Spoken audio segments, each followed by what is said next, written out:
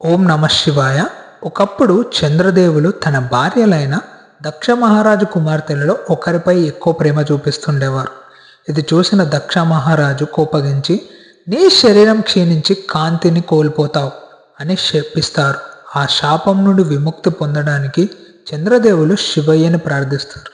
శివయ్య ప్రత్యక్షమై, నీ శాపం పూర్తిగా తొలగించబడదు, కానీ నీవు 15 రోజులు క్షీణించి మరో 15 రోజులు కాంతిని పెంచుకుంటూ పూర్ణిమలో మళ్ళీ పూర్తిగా ప్రకాశిస్తావు అని ఆశీర్వాదం ఇస్తారు. ఆ ఆశీర్వాదానికి కృతజ్ఞతగా చంద్రదేవులు ఒక ఆలయాన్ని నిర్మిస్తారు. ఆలయం పేరు సోమనాథ మందిరం.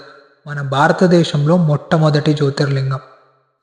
మొట్టమొదటిగా ఆలయాన్ని చంద్రదేవులు బంగారంతో నిర్మించారు. తర్వాత రావణుడు వెండితో, శ్రీకృష్ణులు గంధపు చెక్కతో, భీమదేవుడు అనే ఒక రాజు రాళ్లతో నిర్మించారు. ఓం నమ శివాయ.